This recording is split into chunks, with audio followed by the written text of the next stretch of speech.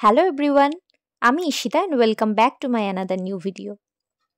দ্বিতীয়ার দিন আমি, বাবি আর মা চলে গিয়েছিলাম আমার মেজ পিসিমণির বাড়িতে।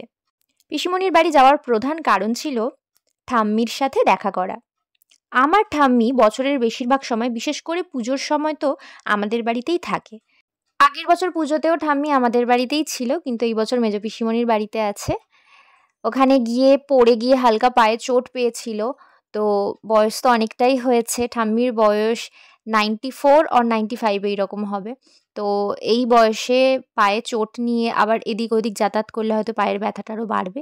তো সেই জন্য মেজ পিসিমণির বাড়িতেই আছে ঠাম্মি। ঠাম্মি বলেছে পা ভালো হয়ে গেলে, একদম সুস্থ হয়ে গেলে আবার আমাদের বাড়িতে আসবে।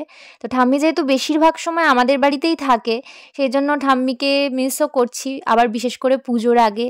তো ঠাম্মিকে অনেকটাই মিস করছিলাম। আর যেহেতু অনেক দিনই হলো মেজ পিসিমণির বাড়িতে ঠাম্মি রয়েছে, বাবি মা মাঝে মধ্যেই গিয়ে ঠাম্মির সাথে দেখা করে আসে, কিন্তু আমাদের এই কাজ, কলেজ, পড়া এই সমস্ত নিয়ে আর সুযোগ হয়ে ওঠে না সব সময় আলাদা করে গিয়ে দেখা করে আসার।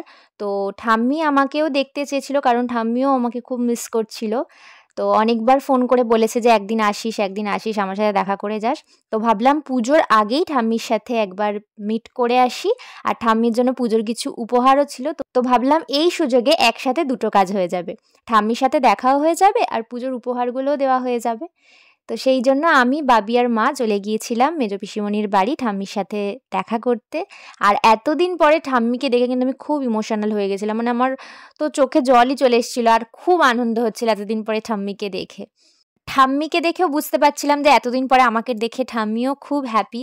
ঠাম্মিও আমাকে অনেক অনেক আদর করছিল।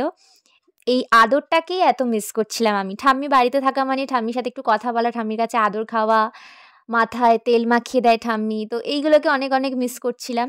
তো এতদিন পরে ঠাম্মির সাথে দেখা হয়ে ঠাম্মির কাছে তো অনেক আদর খেলাম। তারপরে ঠাম্মিকে দেখাচ্ছিলাম পুজোর উপহারগুলো। আর পুজোর উপহারগুলো দেখতে দেখতে ঠাম্মি আমাকে বলছিল যে এই শাড়িগুলো ঠাম্মি কোথায় পরে যাবে, কারণ পায়ে তো একটু চোট আছে, এই পুজোতে তো আর কোথাও বেরোবে না। তো আমি বললাম পুজোতে বেরোবে না তো কি হয়েছে, পুজোর উপহার এটা, কিন্তু তোমার পা যখন ভালো হয়ে যাবে তুমি তো আবার বেরোতে পারবে, তখনই শাড়িটা পরতেই পারবে। তো আরও কিছু টুকিটাকি ছিল ঠাম্মির জন্য, সেগুলো দেখিয়ে পিসিমণি, দাদারা, বৌমণিরা আর আমার ভাইপো ভাইজি সবার সাথেই গল্প করলাম। অনেকদিন পরে সবার সাথে দেখা হলো, বেশ ভালো লাগলো। সত্যি কথা বলতে মা আমাকে বলেছিল যে আনন্দ সবসময় ভাগ করে নিতে হয়, আনন্দ ভাগ করে নিলে নাকি সেটা পরিমাণে বেড়ে যায়। তার প্রমাণ আমি আজকে আরও একবার পেলাম। এই যে এতদিন পরে ঠাম্মির সাথে দেখা হলো, ঠাম্মিও আমাকে দেখলো, পুজোর উপহার দিলাম, এই যে ব্যাপারটার মধ্যে একটা খুশি ছিল। আমিও ভীষণ খুশি হয়েছিলাম ঠাম্মিকে এতদিন পরে দেখে, আর ঠাম্মিও তো খুশি হয়েছিল সবাইকে একসাথে দেখে। তো এই খুশিটা যে ভাগ করে নিলাম পুজোর এই শুরুতেই, তো এটা আমার মনে হলো পুজোর আনন্দটাকে আরও বাড়িয়ে দিল, দ্বিগুণ করে দিল। তো আনন্দ ভাগ করে নাও সবার সাথে, পুজো আমাদের একার নয়, পুজো সবার। পুজোর আনন্দটাও একে অপরের সাথে ভাগ করে নিলে দেখবে পুজোটা আরও আরও আরও ভালো কাটবে, আর আনন্দটাও দ্বিগুণ হয়ে যাবে। আমরা বাড়ি থেকে বেরিয়েছিলাম বিকেলের দিকে। তো পিসিমণির বাড়ি ঢুকতে ঢুকতে বেশ সন্ধেই হয়ে গেছিলো, কারণ পুজোর সময় রাস্তায় ভালোই জ্যাম থাকে। আর ফেরার পথেও যদি জ্যাম থাকতো তাহলে অনেকটাই লেট হয়ে যেত, সেজন্য বেশি দেরি না করে পিসিমণি বাড়ি থেকে বেরিয়ে পড়লাম বাড়ি আসার জন্য। আর বাবি যেহেতু ডক্টর, বাবিকে এসে চেম্বারে বসতে হতো, পেশেন্টরা ওয়েট করছিল, বারবার কল করছিল, তো সেই জন্য বেরিয়ে পড়লাম বাড়ির উদ্দেশ্যে।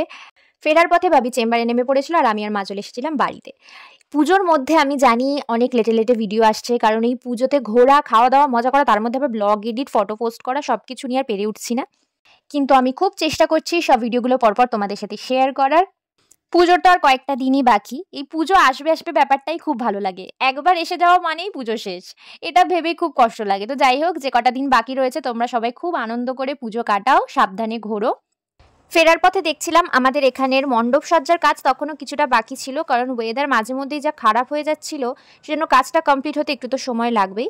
তো তার জন্য এখনও কিছুটা কমপ্লিট হওয়া বাকি রয়েছে। তো আমাদের পূজা মণ্ডপের ফুল লুক আর প্রতিমা তোমাদের সাথে নেক্সট কোনো ভিডিওতে অবশ্যই শেয়ার করব।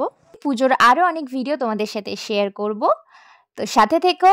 দেখা হচ্ছে নেক্সট কোনো ভিডিওতে। Till then take care and by.